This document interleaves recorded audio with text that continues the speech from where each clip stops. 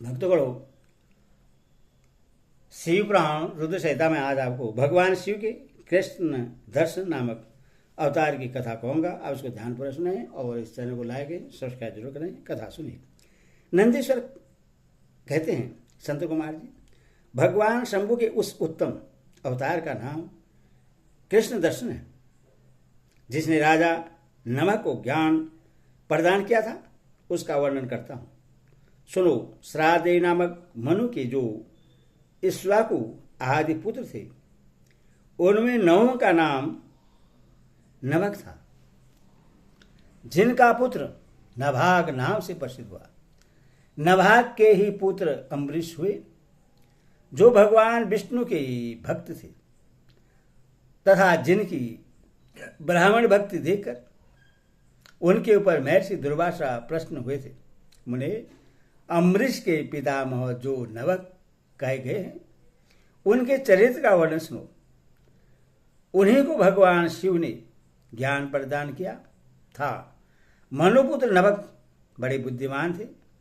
उन्होंने विद्याध्ययन के लिए दीर्घ काल तक इंद्रिय स्वयंपूर्वक गुरुकुल में निवास किया।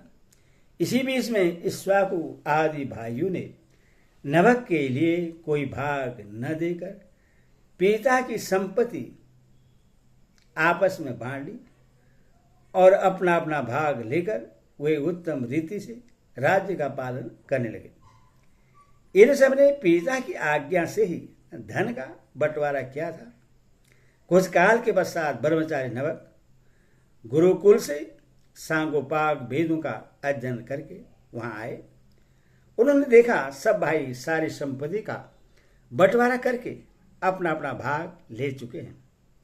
तब उन्होंने भी बड़े स्नेह से दाएं भाग पाने की इच्छा रखकर अपने इक्ष्वाकु आदि बंधुओं से कहा, भाइयों, मेरे लिए भाग दिए बिना ही आप लोगों ने आपस में सारी संपत्ति का बंटवारा कर लिया, अथवा प्रसन्नतापूर्वक मुझे भी हिस्सा दीजिए। मैं अपना दाएं भाग लेने के लिए ही यहाँ आया हूँ। भाई बोले, जब संपत्ति का बंटवारा हो रहा था उस समय हम तुम्हारे लिए भाग देना भूल गए थे। अब इस समय पिताजी को ही तुम्हारे हिस्से में देते हैं, तुम उन्हीं को ले लो, इसमें सहस नहीं है। भाइयों का यह वचन सुनकर नमक को बड़ा विस्मय हुआ। वे पिता के पास जाकर बोले, पिता, मैं विद्याध्ययन के लिए गुरुकुल में गया था और वहां अब तक ब्रह्मचारी रहा हूं। इसी बीच में भाइयों ने मुझे छोड़कर आपस में धन का बंटवारा कर लिया।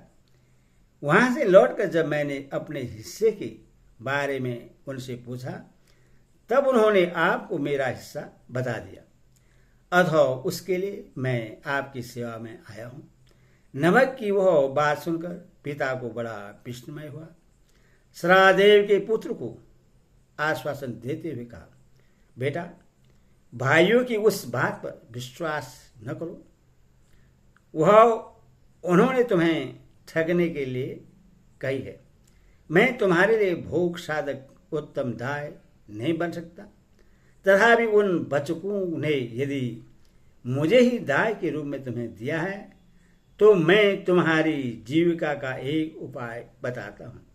सुनो, इन दिनों उत्तम बुद्धि वाले अंग्रेज गोत्रीय ब्राह्मण एक बहुत बड़ा यज्ञ कर रहे हैं।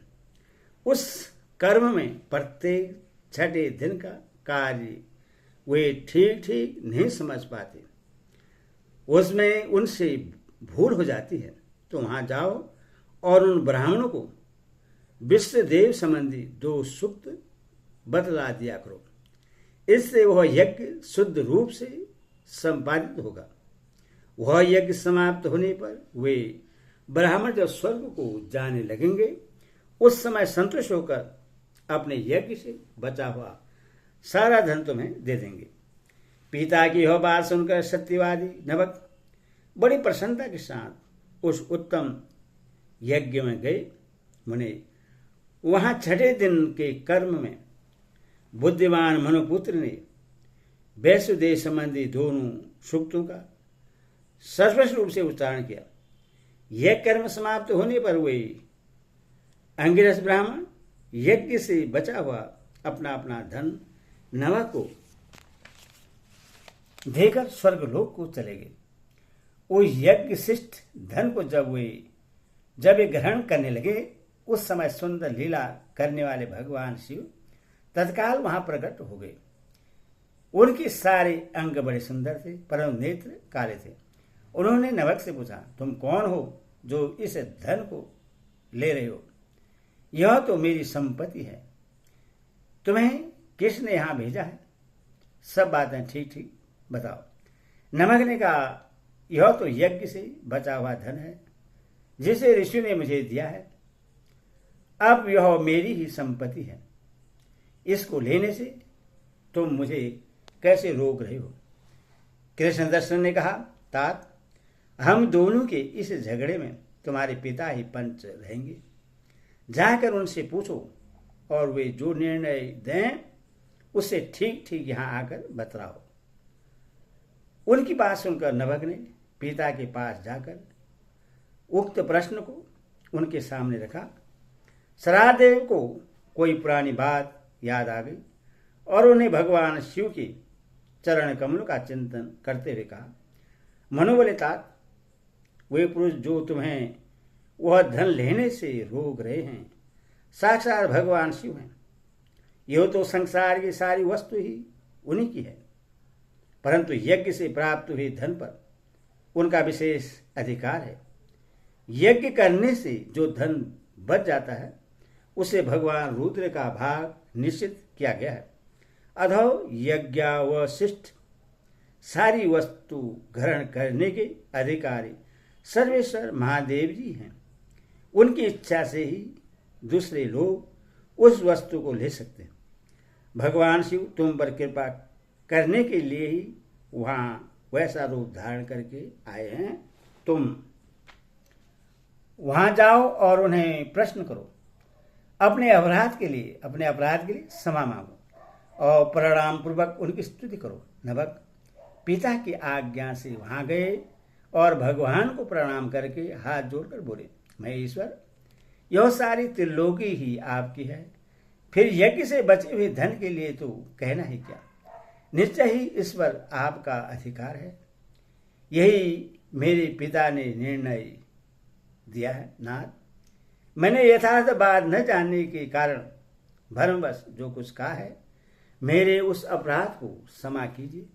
मैं आपके चरणों में मस्तक रखकर यह प्रार्थना करता हूं कि आप मुझ पर प्रसन्न हो। ऐसा कहकर नमक ने अत्यंत दीनतापूर्वक हृदय से दोनों हाथ जोड़ महेश्वर कृष्ण दर्शन का स्तवन किया। उधर सरादेव ने भी अपने अपराध के लिए क्षमा मांगते हुए भगवान शिव की स्तुति की। तदंतर भगवान रुद्र ने मन ही मन प्रश्न हो नमक को कृपा दृष्टि देखा और मुस्कुराते हुए कहा, कृष्ण दर्शन बोले, नभक, तुम्हारे पिता ने जो धर्मानुकूल बात कही है वह ठीक ही है। तुमने भी साधु स्वभाव के कारण सत्य ही कहा है, इसीलिए मैं तुम पर बहुत प्रसन्न हूं और कृपा पूर्वक तुम्हें सनातन ब्रह्म तत्व का ज्ञान प्रदान करता हूं। इस समय और सारा धन मैंने तुम्हें दे दिया, अब तुम इससे ग्रहण करो। इस लोक में निर्विकार रहकर सुख भोगो। अंत में मेरी कृपा से तुम्हें सद्गति प्राप्त होगी। ऐसा कहकर भगवान रुद्र सबके देखते देखते वहीं अंतर्ध्यान हो गए। साथ सरादेव भी अपने पुत्र नमक के साथ अपने स्थान को लौट आए। इस लोक में विपुल भोगों का उपभोग करके ही अंत में वे भगवान शिव के धाम में चले गए। ब्राह्मण, इस प्रकार तुमसे मैंने भगवान शिव के कृष्ण दर्शन नामक अवतार का वर्णन किया। जो इस आख्यान को पढ़ता सुनता है उससे संपूर्ण मनोवांछित फल प्राप्त हो जाता है। ओम नमः शिवाय, ओम नमः शिवाय।